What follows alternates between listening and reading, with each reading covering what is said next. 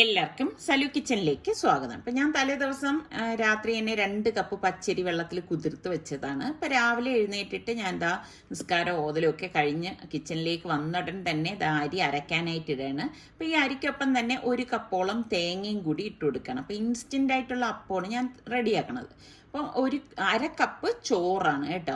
2 cup പച്ചരി, 1 cup തേങ്ങ, 1/2 cup ചോറ്, 1 ടീസ്പൂൺ ഇൻസ്റ്റൻറ്റ് ഈസ്റ്റും 1 ടേബിൾ സ്പൂൺ പഞ്ചസാരയും പാകത്തിനുള്ള ഉപ്പും കൂടി ഇട്ട് കൊടുക്കാം.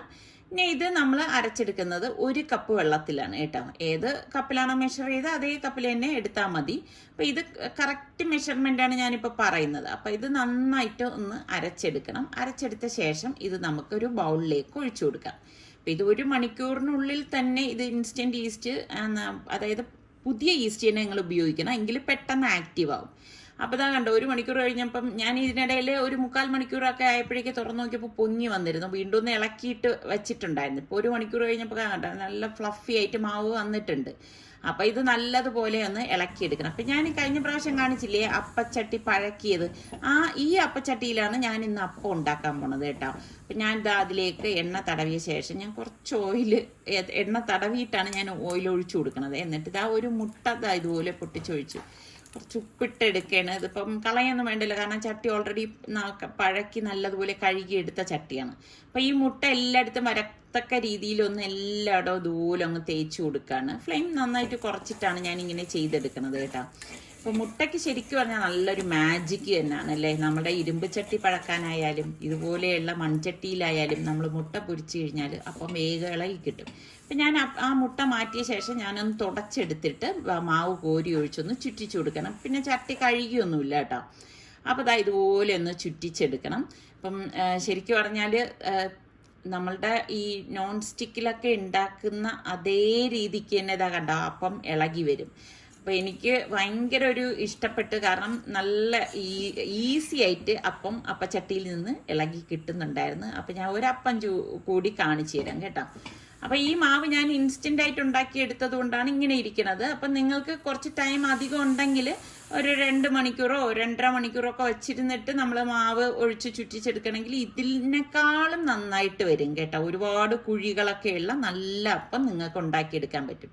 ഇതാ കണ്ട, നല്ല ഈസി ആയിട്ട് എനിക്ക് ഭയങ്കര ഇഷ്ടപ്പെട്ടു കേട്ടോ. കാരണം നമ്മളെ നോൺ സ്റ്റിക്കിൽ ഉണ്ടാക്കുന്ന അതേ ഒരു രീതിക്ക് തന്നെ നമുക്ക് ഇളക്കിയെടുക്കാൻ പറ്റുന്നുണ്ട്. അപ്പോൾ ഇതാണ് നമ്മളുടെ അപ്പം എന്ന് പറയുന്നത്. ബ്രേക്ക്ഫാസ്റ്റ് ഒക്കെ കഴിഞ്ഞ് വന്ന് പാത്രമൊക്കെ കഴുകാണ്ടായിരുന്നു. അതെല്ലാം കഴിഞ്ഞ് വന്നിട്ട് ഞാൻ നമ്മളുടെ വെളുത്തുള്ളിയും ഇഞ്ചിയും ഓരോ കിലോ വീതം എടുത്തിട്ടുണ്ട് കേട്ടോ. ഞാൻ എപ്പോഴും കുക്ക് ചെയ്യാനായിട്ട് കൂടുതൽ ഉപയോഗിക്കുന്നത് ഇഞ്ചി വെളുത്തുള്ളി പേസ്റ്റാണ്. പിന്നെ ഈ രസം അങ്ങനെയൊക്കെയുള്ള ഐറ്റംസ് ഉണ്ടാക്കുമ്പോൾ മാത്രമാണ് ചതച്ചെടുക്കുന്നത്. അപ്പം ഇത് നല്ലതുപോലെ ഒന്ന് കുതിർന്ന് കിട്ടാൻ വെള്ളം ഒഴിച്ചിട്ട് ഞാൻ ഈ വെളുത്തുള്ളി ഇങ്ങനെ ഒന്ന് മുക്കി വെക്കും കേട്ടോ. ഒരു 10 മിനിറ്റൊക്കെ ഞാൻ വയ്ക്കത്തുള്ളൂ. അത് കഴിഞ്ഞിട്ടാണ് പിന്നെ ഞാനിത് ക്ലീൻ ചെയ്തെടുക്കുന്നത്. ഇതാണെങ്കിൽ ഒരു 1.5 പണിയാണ് നമുക്ക് ഈ ഇഞ്ചി വെളുത്തുള്ളി പേസ്റ്റ് ഉണ്ടാക്കുക എന്ന് പറഞ്ഞാൽ. കാരണം ഓരോ കിലോ വീതം ഉള്ളതല്ലേ. അപ്പം ഇനിയിപ്പം കുറച്ച് കൂടുതലായിട്ട് ഞാൻ ഉണ്ടാക്കി എടുക്കുകയാണത്. അതൊക്കെ കഴിഞ്ഞ് വന്നപ്പോഴേക്ക് ശരിക്കും പറഞ്ഞാൽ ടയേർഡായിട്ടുണ്ട് കേട്ടോ. അപ്പം ഞാൻ ഇവിടെയുള്ള ഫ്രൂട്ട്സ് ഒക്കെ ഒന്ന് കട്ട് ചെയ്തെടുക്കുകയാണ്. ഞാൻ എപ്പോഴും പറയാറില്ലേ, നമ്മൾ വീട്ടമ്മമാരെപ്പോഴും നമ്മളുടെ ആരോഗ്യം നമ്മൾ ശ്രദ്ധിക്കത്തില്ല.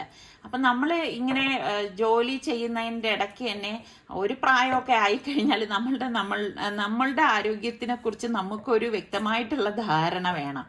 അപ്പോൾ നല്ല ഫ്രൂട്ട്സ്, ഇലക്കറികൾ ഇങ്ങനെയുള്ളതൊക്കെ നമ്മളും ആഹാര രീതിയിൽ നിർബന്ധമായിട്ട് ഉൾപ്പെടുത്തേണ്ട കാര്യം തന്നെയാണ്. കാരണം എനിക്ക് തോന്നുന്നു നമ്മൾ എപ്പോഴും ഹസ്ബൻഡിനെയും മക്കളെയും എല്ലാവരെയും നമ്മൾ നല്ല പോഷക ഗുണങ്ങളെല്ലാം കൊടുത്ത് ശീലിപ്പിക്കും. പക്ഷെ നമ്മളെക്കുറിച്ച് നമ്മൾ ചിന്തിക്കാറില്ല. അപ്പം അങ്ങനെയുള്ള ചിന്തകളൊക്കെ നമ്മളിലും ഉണ്ടാവണം. അപ്പം നമ്മളും നല്ല പോഷക ഗുണമുള്ള ആഹാരങ്ങൾ കഴിക്കണം. അങ്ങനെ വന്നാൽ മാത്രമേ നമുക്ക് നല്ല എനർജിയൊക്കെ കിട്ടത്തുള്ളൂ. അപ്പം എന്നെ സംബന്ധിച്ച് ഞാൻ ഇതുപോലെ നല്ല ടയർഡൊക്കെ ആണെങ്കിൽ ഇതുപോലെ ഫ്രൂട്ട്സ് ഒക്കെ കട്ട് ചെയ്ത് ഇപ്പം എല്ലാവരും കൂടി ഒരുമിച്ചിരുന്ന് കഴിക്കുകയാണ് ചെയ്യണത്. അതിനും ഒരു എല്ലാവരും കൂടി ഒരുമിച്ചിരുന്ന് ഇതുപോലെയൊക്കെ കഴിക്കുമ്പം നല്ല ഒരു രസമാണ് അല്ലേ. അപ്പം ഇതുപോലെ ഇപ്പം നമ്മളെല്ലാവരും കൂടി കഴിക്കാൻ വേണ്ടിയിട്ട് ഞാൻ ഇവിടെ ഇരുന്ന ഫ്രൂട്ട്സ് എല്ലാം കട്ട് ചെയ്ത് എടുത്തുകൊണ്ട് വന്നിരിക്കുകയാണ്.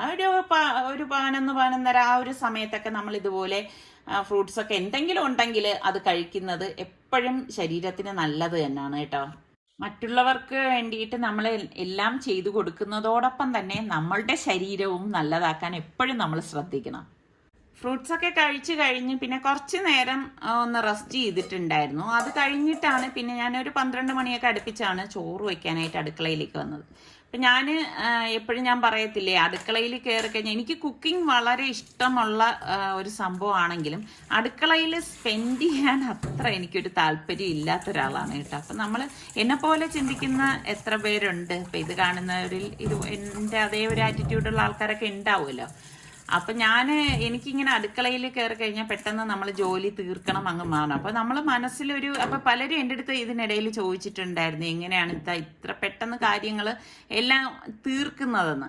അത് നമ്മൾ മനസ്സിലൊരു കാൽക്കുലേഷൻ വെക്കണം, ഇത്ര ഇത് ചെയ്യുമ്പോൾ അത് ചെയ്യാം, അങ്ങനെയൊക്കെ ഒരു വ്യക്തമായിട്ടുള്ള ധാരണ നമ്മുടെ മനസ്സിലുണ്ടെങ്കിൽ നമുക്ക് പെട്ടെന്ന് ജോലി എല്ലാം ഒതുക്കിയെടുക്കാൻ സാധിക്കും. അപ്പോൾ ഇവിടെ ഇന്നിപ്പോൾ ചീനി കിട്ടിയിട്ടുണ്ടായിരുന്നു. അപ്പം ഞാൻ മരിച്ചീനി കേട്ടോ, അതൊന്ന് കട്ട് ചെയ്തിട്ട് ഒന്ന് കഴുകിയെടുക്കുകയാണ്. അപ്പോൾ ഇതിപ്പം കുറേ ദിവസമായി കേട്ടോ മരിച്ചീനിയൊക്കെ കഴിച്ചിട്ട്. അപ്പം നല്ലത് കിട്ടിയപ്പം ഇങ്ങനെ വാങ്ങിയതാണ്. അപ്പം കഴുകിയെടുത്ത ശേഷം ഞാൻ ഇനി ഇതൊന്ന് വേവിച്ചെടുക്കണം. അപ്പം ഞാൻ എപ്പോഴും പറയും ഈ മരിച്ചീനി വേവിക്കുമ്പോൾ 2 വെള്ളത്തിൽ തന്നെ വേവിക്കണം എന്നുള്ള കാര്യം. ഇതിലേക്ക് പാകത്തിനുള്ള ഉപ്പും പച്ചമുളകും പിന്നെ കുറച്ച് കറിവേപ്പിലയൊക്കെ ഇട്ടിട്ടാണ് നമ്മൾ ഇതൊന്ന് വേവിച്ചെടുക്കുന്നത്. അപ്പോൾ പഴയ ആൾക്കാരൊക്കെ നമ്മൾ കണ്ടിട്ടില്ലേ, എപ്പോഴും 2 വെള്ളത്തിൽ തന്നെ, അതായത് ഫസ്റ്റ് വെള്ളം ഊറ്റിക്കളഞ്ഞ ശേഷം 2ാമത്തെ വെള്ളത്തിലാണ് അത് വേവിച്ച് എടുക്കുന്നത്. അപ്പം അത് വേവിക്കാൻ വെച്ച നേരം ഞാൻ ചൂര മീനാണ് കേട്ടോ കിട്ടിയത്. അതിൽ കുറച്ച് പീസ് ഒന്ന് പൊരിക്കാൻ വേണ്ടിയിട്ട് ഒന്ന് മസാല പുരട്ടി വെക്കാനായിട്ട് പോവാണ്. അപ്പം നിങ്ങൾ എപ്പോഴും വിചാരിക്കും ഇതെപ്പോഴും മീനിൻ്റെ സംഭവമാണല്ലോ കാണിക്കുന്നതെന്ന്. സത്യം പറഞ്ഞാൽ ഞാൻ ഒരുപാട് ഈ മീൻ കറികൾ ഒക്കെ എപ്പോഴും കാണിക്കുന്നുണ്ട്, പക്ഷെ ഒന്നൊന്നിനോട് സാമ്യത അല്ലാത്ത രീതിയിലാണ് ഞാൻ ഉണ്ടാക്കുന്നത് കേട്ടോ. അപ്പം ഇതിപ്പോൾ പൊരിക്കാൻ വേണ്ടിയിട്ടുള്ള പീസുകൾ ഒന്ന് പുരട്ടി വെച്ച് അതൊന്ന് മാറ്റി വെക്കാണ്. അപ്പം മസാല പിടിക്കാൻ കുറച്ച് നേരം എടുക്കുമല്ലോ. നമ്മൾക്ക് മരിച്ചീനിക്കുള്ള അരപ്പിന് വേണ്ടിയിട്ട് ഞാൻ മിക്സിയുടെ ജാറിലോട്ട് 2 കൈപ്പിടി തേങ്ങയും 2 പച്ചമുളകും കുറച്ച് കറിവേപ്പിലയും പിന്നെ 3-4 വെളുത്തുള്ളി അല്ലിയും 1 ടീസ്പൂൺ ചെറിയ ജീരകം ക്യുമിൻ സീഡും 1/2 ടീസ്പൂൺ മഞ്ഞൾപ്പൊടിയും പാകത്തിനുള്ള ഉപ്പും ഇട്ട് ഇതൊന്ന് കറക്കിയെടുക്കാം. അപ്പം ഇതൊന്ന് മഷി പോലെ അരയൊന്നും വേണ്ട കേട്ടോ, ഇതുപോലെ ഒന്ന് കറക്കിയെടുത്താൽ മാത്രം മതി. അപ്പം നമ്മളുടെ മരിച്ചീനി ആദ്യത്തെ തിള വന്നു കഴിഞ്ഞു. അപ്പം ഇനി ഇതൊന്ന് ഊറ്റിയെടുക്കണം കേട്ടോ. ഊറ്റിയെടുത്തിട്ട് ഞാൻ നേരത്തെ പറഞ്ഞതുപോലെ 2ാമത്തെ വെള്ളത്തിലാണ് ഞാൻ ഇത് വീണ്ടും വേവിച്ചെടുക്കുന്നത്. അപ്പോൾ ഊറ്റിയ മരിച്ചീനി ഞാൻ വീണ്ടും ചട്ടിയിലേക്ക് ഇട്ട് കൊടുക്കുകയാണ്. ശരിക്കും പറഞ്ഞാൽ നമ്മൾ ഈ മരിച്ചീനിയിൽ നമ്മൾ മുളക് പൊടി ചേർക്കരുത് കേട്ടോ. അതായത് വീണ്ടും ഞാൻ തിളച്ച വെള്ളം ഒഴിച്ചു കൊടുത്ത് പാകത്തിനുള്ള ഉപ്പും കൂടി ഇട്ട് കൊടുക്കണം. അതിനി ഒന്ന് വേകട്ടെ. അപ്പം മുളക് പൊടി ചേർത്ത് കഴിഞ്ഞാൽ മരിച്ചീനിയുടെ ആ ഒരു കളർ നഷ്ടപ്പെടും. അതായത് ഒരു യെല്ലോയിഷ് ഗ്രീൻ കളറല്ലേ മരിച്ചീനിക്ക് കിട്ടുന്നത്. അത് നമ്മൾ മുളക് പൊടി ചേർക്കാതെ വരുമ്പോഴാണ് അങ്ങനെ കിട്ടുന്നത്. അപ്പം 2ാമത്തെ വെള്ളവും ഞാൻ ഊറ്റിക്കളഞ്ഞു. അപ്പം ചീനി ഓൾമോസ്റ്റ് വെന്തിട്ടുണ്ട്.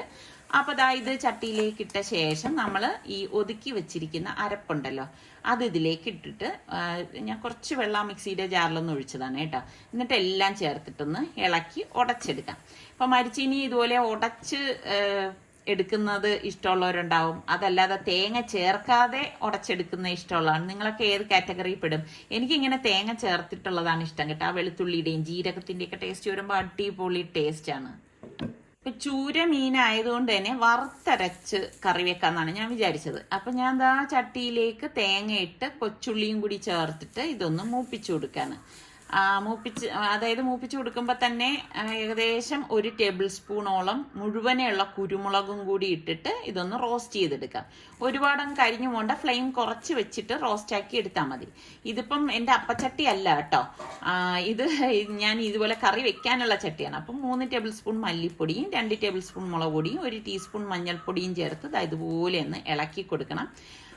കരിഞ്ഞു പോകാതിരിക്കാൻ പ്രത്യേകം ശ്രദ്ധിച്ചേക്കണേ. അപ്പോൾ ഒരുപാട് ഞാനങ്ങ് ഡാർക്ക് കളർ ആക്കത്തില്ല. ഈ ഒരു പരുവത്തിൽ ഞാൻ പിന്നെ അത് ചട്ടിയിൽ നിന്നങ്ങ് മാറ്റും. അല്ലെങ്കിൽ എന്താ വെച്ചാൽ ചട്ടിക്ക് ചൂടുള്ളത് കൊണ്ട് ഈ തേങ്ങയും എല്ലാം കരിഞ്ഞു പോകാനുള്ള സാധ്യത കൂടുതലാണ്. അപ്പോൾ ഇതൊന്ന് പരത്തി വെച്ച് കൊടുക്കും തണുക്കാനായിട്ട്. അപ്പം കുറച്ചൊരു നെല്ലിക്ക വലുപ്പത്തിൽ പുളി എടുത്തത് ഒന്ന് പിഴിഞ്ഞ് വെള്ളം ഒഴിച്ച് വെച്ചിട്ടുണ്ട്. അപ്പോൾ അതൊന്ന് തണുത്ത ശേഷം നമുക്ക് മിക്സിയുടെ ജാറിലേക്ക് ഇട്ടിട്ട് ഒന്ന് അരച്ചെടുക്കണം. അപ്പം ഞാൻ അരച്ചെടുക്കുന്നത് കറക്കുന്നത് ഇതാ ഇതുപോലെ ഇട്ടിട്ട് ഒരു കറക്ക് കറക്കും കേട്ടോ. കറക്കിയ ശേഷം നമുക്കിതിലേക്ക് പാകത്തിനുള്ള വെള്ളം ഒഴിച്ചിട്ടാണ് അരച്ചെടുക്കുന്നത്. പിന്നെ ഞാൻ എപ്പോഴും മീൻകറിയൊക്കെ ഉണ്ടാക്കുമ്പോൾ മഷി പോലെയൊന്നും അരച്ചെടുക്കത്തില്ല കേട്ടോ. നമ്മൾ ഈ അമ്മിക്കല്ലിലൊക്കെ അരച്ചെടുക്കത്തില്ലേ, ആ ഒരു പരുവത്തിൽ മാത്രമേ അരച്ചെടുക്കൂ. എന്നിട്ട് ഈ അരപ്പ് ദാ ഞാൻ ഇപ്പം ചട്ടിയിലേക്ക് മാറ്റിയിട്ടുണ്ട്. എന്നിട്ട് നമുക്കിനി പാകത്തിനുള്ള വെള്ളം ഒഴിച്ചു കൊടുക്കാം. ഇപ്പം ശരിക്കും പറഞ്ഞാൽ വറുത്തരച്ച കറിയൊക്കെ ഇഷ്ടമുള്ള എത്ര പേരുണ്ട്? എനിക്ക് ഭയങ്കര ഇഷ്ടമാണ് കേട്ടോ. എന്നും കഴിക്കാനല്ലെങ്കിലും വല്ലപ്പോഴൊക്കെ കഴിക്കാൻ ഇഷ്ടമാണ്. അപ്പോൾ പാകത്തിനുള്ള ഉപ്പും നമ്മൾ പിഴിഞ്ഞ് വെച്ച പുളിവെള്ളമില്ലേ, ഈ പുളിവെള്ളവും കുറച്ച് വെള്ളം പാകത്തിനുള്ളതും കൂടി നമ്മളൊന്ന് ഒഴിച്ചു കൊടുക്കുകയാണ്. അപ്പം കറക്റ്റ് പുളിയും ഉപ്പും ഒക്കെ ഉണ്ടെങ്കിലേ നമ്മുടെ ഈ വറുത്തരച്ച മീൻകറി നല്ല ടേസ്റ്റ് ആയിരിക്കത്തുള്ളൂ. ഇതുപോലെ അതായത് വറുത്തരച്ച കറി ഇങ്ങനെ തന്നെയാണോ നിങ്ങളൊക്കെ ചെയ്യണത്? അതായത് എന്തെങ്കിലുമൊക്കെ വ്യത്യാസം ഉണ്ടോ? അപ്പം ഇതിനിടെ ഞാൻ നോക്കിയപ്പോൾ ചോറ് റെഡിയായത് ഞാനൊന്ന് ഊറ്റിയെടുക്കുകയാണ്. അപ്പം നല്ല ചെമ്പാവരി ചോറിൻ്റെ കൂടെ കഴിക്കാൻ പറ്റിയതാണ് നല്ല വറുത്തരച്ച മീൻകറി എന്ന് പറയുന്നത് അല്ലേ. അപ്പം ഞാൻ ഇതിലേക്ക് പച്ചമുളകൊന്ന് കട്ട് ചെയ്തിട്ട് കൊടുക്കാണ് കേട്ടോ. പിന്നെ നമ്മൾ സ്പെഷ്യലായിട്ട് ഇതിൽ ചേർക്കണത് മുരിങ്ങയ്ക്കായാണ്. മുരിങ്ങയ്ക്ക ഇട്ടിട്ട് മീൻകറി വയ്ക്കുമ്പോൾ അടിപൊളി ടേസ്റ്റാണ് കേട്ടോ. തക്കാളി ഞാൻ ഇതിലേക്ക് ചേർക്കത്തില്ല. പൊതുവേ ഞാൻ മീൻകറികളിൽ അങ്ങനെ തക്കാളി ഉപയോഗിക്കാറില്ല. റെയറായിട്ട് മാത്രമേ തക്കാളി ഉപയോഗിച്ചുള്ള മീൻകറികളൊക്കെ തയ്യാറാക്കാറുള്ളൂ. അപ്പോൾ അതാ ഇതുപോലെ കഴുകിയെടുത്ത് വെച്ച ചൂരമീനെല്ലാം ഞാൻ ഇതിലേക്ക് ഇട്ട് കൊടുക്കുകയാണ്. എനിക്ക് ഏറ്റവും മീൻകറിയിൽ കഴിക്കാൻ ഇഷ്ടം തലയുടെ ഭാഗമാണ് കേട്ടോ. എന്നിട്ട് ഇതാ കുറച്ച് കറിവേപ്പിലയും കൂടി ഞാൻ ഇട്ട് കൊടുക്കുകയാണ്. അപ്പോൾ ഒരു മാക്സിമം ഒരു 5 മിനിറ്റിനുള്ളിൽ തന്നെ മീൻകറി റെഡിയായി കിട്ടും. അപ്പം ഞാൻ നോക്കിയപ്പോഴേക്ക് ബീട്രൂട്ട് ഇരിപ്പുണ്ടായിരുന്നു. അപ്പോൾ ബീട്രൂട്ട് ഒന്ന് കഴുകി വൃത്തിയാക്കി എടുക്കുകയാണ്. അപ്പോൾ ഇത് വെച്ചിട്ട് ഇന്നിപ്പോൾ തോരൻ വെക്കാമെന്നാണ് വിചാരിച്ച് വെച്ചിരിക്കുന്നത്. അപ്പോൾ ഞാൻ എളുപ്പത്തിന് വേണ്ടിയിട്ട് ചെറിയ പീസായിട്ട് കട്ട് ചെയ്തിട്ട് ചോപ്പറിൽ വെച്ചിട്ടാണ് ഒന്ന് ചോപ്പ് ചെയ്തെടുക്കുന്നത്. സംഭവം നല്ല കിടുവാണ് കേട്ടോ. കാരണം നമുക്ക് പിന്നെ ചെറുതായിട്ട് അവിടെ അരിയാനൊന്നും നിൽക്കേണ്ട ആവശ്യമില്ല. ഒരു 2 വലി വലിക്കുമ്പോൾ തന്നെ കണ്ടോ ചോപ്പായി കിട്ടും. എന്നിട്ട് 2 പച്ചമുളകും ഒരു 5-6 വെളുത്തുള്ളി എല്ലിയും കൂടി ഇതിലേക്ക് ഇട്ടിട്ട് വീണ്ടും ഒന്ന് ചോപ്പ് ചെയ്തെടുക്കണം. വെളുത്തുള്ളി എപ്പോഴും നമുക്ക് ഇതുപോലെയുള്ളതിലൊക്കെ ഉൾപ്പെടുത്തുന്നത് നല്ലത് തന്നെയാണ്, വയറിന് വളരെ നല്ലതല്ലേ. അപ്പോൾ അതാ നമ്മളുടെ മീൻകറി റെഡി ആയിട്ടുണ്ട്. കണ്ടോ, ഇതുപോലെ തല ഇഷ്ടമുള്ള എത്ര പേരുണ്ട്? എനിക്ക് ഭയങ്കര ഇഷ്ടമാണ് കേട്ടോ മീനിൻ്റെ തല കഴിക്കുന്നത്. അപ്പം ഇതിൻ്റെ സംഭവം ഇവിടെ കഴിഞ്ഞ് ഇനി ഞാൻ താളിച്ചൊഴിക്കുക ഒന്നും ചെയ്യത്തില്ല, ഇങ്ങനെ തന്നെ എടുത്ത് മാറ്റി വയ്ക്കും. അപ്പോൾ വറുത്തരച്ച കറി ആയതുകൊണ്ട് തന്നെ കുറേ കഴിയുമ്പോൾ എണ്ണ തെളിഞ്ഞു വരും കേട്ടാ. അപ്പം ഇതിനിടയിൽ ഞാൻ പിന്നെ ആ ചട്ടി കഴുകി കൊണ്ടുവന്നു. എന്നിട്ട് ഞാൻ എണ്ണ ഒഴിച്ചിട്ട് മീനൊന്ന് പൊരിച്ചെടുക്കാൻ പോവാണ് കേട്ടോ. അപ്പം നമ്മൾ അപ്പം ഉണ്ടാക്കണ ചട്ടിയിൽ വേറെ ഒന്നും ചെയ്യരുത് കേട്ടോ. വേറെ മീൻ പൊരിക്കാനോ വേറെ ഒന്നിനും ഉപയോഗിക്കരുത്. നിങ്ങൾ അപ്പം ഉണ്ടാക്കാൻ മാത്രമേ ആ ചട്ടി ഉപയോഗിക്കാവൂ കേട്ടോ. അല്ലെങ്കിൽ ചിലപ്പോൾ ഇളകി കിട്ടണം എന്നൊന്നുമില്ല നമ്മൾ വേറെ എന്തെങ്കിലുമൊക്കെ ചെയ്ത് കഴിഞ്ഞാൽ. ഇതിപ്പോൾ ഞാൻ പറഞ്ഞില്ലേ, ഇത് അപ്പത്തിൻ്റെ ചട്ടിയല്ല, ഞാൻ തോരനും അതിനൊക്കെ വാങ്ങിച്ച ചട്ടിയാണ്. അപ്പോൾ അത് പൊരിക്കാൻ വെച്ച ശേഷം ഞാൻ അടുത്ത് തോരന് വേണ്ടിയിട്ട് കടുകും ചെറിയ ജീരകവും ഒക്കെ ഒന്ന് പൊട്ടിച്ചു കൊടുത്ത് കുറച്ച് കറിവേപ്പിലയും വറ്റൽമുളകും ഒക്കെ ഇട്ടിട്ട് നമുക്ക് ബീട്രൂട്ട് തോരൻ റെഡിയാക്കാം. ഏറ്റവും എളുപ്പം ഉണ്ടാക്കിയെടുക്കാൻ പറ്റുന്ന അടിപൊളി തോരൻ തന്നെയാണ് ബീട്രൂട്ട് തോരൻ എന്ന് പറയുന്നത്. കാരണം അതിന് അധികം വേഗമൊന്നുമില്ലല്ലോ. എണ്ണയിലിട്ട് 1-2 ഇളക്കുമ്പോൾ സംഭവം വെന്ത് കിട്ടും. വളരെ കുഞ്ഞായിട്ടാണ് ഞാൻ അരിഞ്ഞിരിക്കുന്നത്. അപ്പോൾ ഒന്ന് മൂടി വെച്ച് കൊടുക്കുകയാണ്. അപ്പം ഇതിനിടയിൽ നമ്മളുടെ മീൻ ഞാനിതാ ഒന്നും അരച്ചിട്ട് കൊടുക്കാൻ പോവാണ് കേട്ടോ. അപ്പം നല്ല സുഖമായിട്ട് ഇളകി വരും കേട്ടോ. നമ്മൾ ഈ പറഞ്ഞ മാതിരി മൺചട്ടിയൊക്കെ ഉപയോഗിക്കുമ്പോൾ നമ്മൾ ഉപയോഗിച്ച് ശരിക്കും അത് നോൺ സ്റ്റിക്ക് തോറ്റു പോകുന്ന രീതിയിലായി പോകും കേട്ടോ. കാരണം അത്ര നമുക്കങ്ങ് ഭയങ്കര ഇഷ്ടം തോന്നും. അപ്പം ഈ തോരന് വേണ്ടി ഞാൻ മുളക് പൊടിയും മഞ്ഞപ്പൊടിയും ഉലുവാപ്പൊടി, വറുത്ത് പൊടിച്ച ഉലുവാപ്പൊടിയാണ് ഞാൻ ഈ ബീട്രൂട്ടിലേക്ക് ചേർത്തത്. അതിനുശേഷം നമുക്ക് പാകത്തിനുള്ള ഉപ്പും കൂടി ഞാനൊന്ന് ഇട്ട് കൊടുക്കുകയാണ്. ഇട്ട് കൊടുത്തിട്ട് ഇതുപോലെ തന്നെ ഇളക്കി കൊടുത്തിട്ട് ഇനിയിപ്പം ഞാൻ ഒരു കൈപ്പിടി തേങ്ങയും കൂടി ഇതിലിട്ട് ഇളക്കിയെടുക്കുമ്പോൾ നമ്മുടെ ബീട്രൂട്ട് തോരൻ റെഡി ആയിട്ടുണ്ട്. കണ്ടോ, പെട്ടെന്ന് നമുക്ക് റെഡിയാക്കി എടുക്കാൻ പറ്റുന്ന ഒരു ഐറ്റമാണ്. അപ്പോൾ ഇനിയിപ്പം ഇതൊന്ന് അടച്ച് മാറ്റി വെക്കും. ചൂടോടുകൂടി തന്നെ നമുക്കത് കഴിക്കാം. അപ്പോൾ ആ മീൻ ഞാൻ പൊരിച്ചോണ്ടിരിക്കുന്നതല്ലേ ഉള്ളൂ. അപ്പോൾ കണ്ടോ, മീനും റെഡി ആയിട്ടുണ്ട്. അതിങ്ങനെ എണ്ണ കുടിക്കുകയോ ഒന്നും ചെയ്യത്തില്ല, നിങ്ങൾക്ക് കാണുമ്പോൾ തന്നെ അറിയാമല്ലോ. ഇന്നത്തെ നമ്മളുടെ ലഞ്ച് എന്ന് പറയുന്നത് ഇതാണ്. കണ്ടോ, നല്ല ചമ്പാവരി ചോറും ബീട്രൂട്ട് തോരനും മീൻ പൊരിച്ചതും മുരിങ്ങക്കായ ഇട്ട് വെച്ച നല്ല മീൻകറി, വറുത്തരച്ച മീൻകറിയും അതുപോലെ തന്നെ മരിച്ചീനിയും. അപ്പം ഇതിൽ ഏറ്റവും നിങ്ങൾക്ക് ഇഷ്ടമുള്ള വിഭവം ഏതാണ്? അപ്പം ഇതെല്ലാം നമ്മൾ എന്ത് ആഹാരം ഉണ്ടാക്കിയാലും അത് നല്ല ചൂടോടുകൂടി കഴിക്കുമ്പം അതൊരു പ്രത്യേക റാഹത്ത് തന്നെയാണ് അല്ലേ. എനിക്ക് അങ്ങനെയാണ് കേട്ടോ. ആഹാരം വെച്ചിരുന്ന് തണുപ്പിച്ച് കഴിക്കാൻ എനിക്ക് ഒട്ടും താല്പര്യമില്ല. എന്ത് ആഹാരം ഉണ്ടാക്കിയാലും നമ്മളത് ചൂടോടുകൂടി കഴിക്കണം എന്നുള്ള ഒരു പ്രകൃതക്കാരിയാണ് ഞാൻ. നിങ്ങളൊക്കെ എങ്ങനെയാണ്? അപ്പോൾ അതാ സത്യം പറഞ്ഞാൽ കൈ പൊള്ളുവാണ് കേട്ടോ, എടുക്കാനായിട്ട് പറ്റുന്നില്ല, അത്ര ചൂടുണ്ടല്ല. അപ്പോൾ അടിപൊളി ഇന്നത്തെ നമ്മുടെ ലഞ്ച് ഇതാണ്. അപ്പം ഇന്ന് ശരിക്കും പറഞ്ഞാൽ ഫുഡ് വ്ളോഗ് എന്ന് തന്നെ പറയാം. കാരണം ഞാൻ മറ്റൊന്നും ഷൂട്ട് ചെയ്തിട്ടില്ലായിരുന്നു കേട്ടോ. അപ്പോൾ വൈകുന്നേരമൊക്കെ ആയപ്പോഴേക്ക് ഒരു 6 മണിയൊക്കെ കഴിഞ്ഞു കേട്ടോ. ആ സമയത്ത് ഞങ്ങൾ ഇന്നുമുന്നേ വാങ്ങിച്ചിരുന്ന സ്വീറ്റ് കോൺ ആണേ. അപ്പോൾ അതിവിടെ ഇരിക്കുകയായിരുന്നു. അപ്പം ഞാൻ സത്യം പറഞ്ഞാൽ മറന്നുപോയി കേട്ടോ. ഇന്നലെ എടുക്കാമെന്നൊക്കെ വിചാരിച്ചിരുന്നതാണ്. പക്ഷെ നമ്മൾ ചില സമയം അങ്ങനെയല്ലേ, എന്തെങ്കിലും വാങ്ങിച്ചു വെച്ച് കഴിഞ്ഞാൽ മറന്നു പോകും അത് എടുക്കാനായിട്ട്. അപ്പം ഇന്നിപ്പം ഞാൻ ചായ ഇടാൻ പാലെടുക്കാൻ വേണ്ടി ഫ്രിഡ്ജ് തുറന്നപ്പോഴാണ് ഈ സംഭവം ഇരിക്കുന്നത് കണ്ടത്. എങ്കിലും പിന്നെ ഇത് റെഡിയാക്കാമെന്ന് കരുതി. അങ്ങനെ ഇപ്പം ഇതിൻ്റെ ഒരു പുറന്തോടൊക്കെ കളഞ്ഞ് ഞാൻ ഇതിനെ ഒന്ന് 2ആയിട്ടൊന്ന് കട്ട് ചെയ്യണം കേട്ടോ. അതിന് 2ആയിട്ട് കട്ട് ചെയ്യാനുള്ള കാര്യം എന്താണെന്ന് ഞാൻ പറഞ്ഞുതരാം. അപ്പം ഇതിപ്പം ഇതുപോലെ ഒന്ന് കട്ട് ചെയ്ത ശേഷം നല്ലതുപോലെ ഒന്ന് കഴുകിയെടുക്കണം.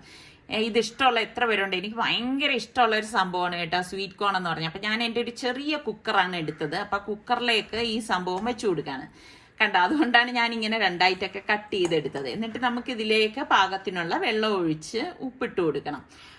ഈ സ്വീറ്റ് കോൺ എന്ന് പറയുന്ന സംഭവം നമ്മൾ അല്ലാതെ വേവിക്കുന്നതിനേക്കാളും എപ്പോഴും നല്ലത് ഇതുപോലെ പ്രഷർ കുക്കറിലൊന്ന് വേവിച്ചെടുക്കുന്നതാണ് കേട്ടോ. ഞാൻ ഇതുപോലെ കുക്കർ മൂടി വെയിറ്റ് ഇട്ടിട്ട് ഒരു 5-6 വിസിൽ വരെ അതങ്ങ് വിട്ടേക്കും കേട്ടോ. 5-6 വിസിൽ കേട്ട് കഴിഞ്ഞ് ഗ്യാസ് ഓഫ് ചെയ്ത് സ്റ്റീം എല്ലാം പോയ ശേഷം മാത്രമേ ഞാനിത് തുറക്കത്തുള്ളൂ. അപ്പം അടിപൊളി മണം വരെയാണ് കണ്ട. കുക്കറിലാകുമ്പോൾ നമുക്ക് വേഗം ഇത് റെഡിയാക്കി എടുക്കാം. പിള്ളേർക്കൊക്കെ ഉണ്ടാക്കി കൊടുത്തു കഴിഞ്ഞാൽ അവർക്ക് എല്ലാ പിള്ളേർക്കും ഇഷ്ടമുള്ള ഒരു ഐറ്റം തന്നെയാണ് ഈ സ്വീറ്റ് കോൺ എന്ന് പറയുന്നത് അല്ലേ.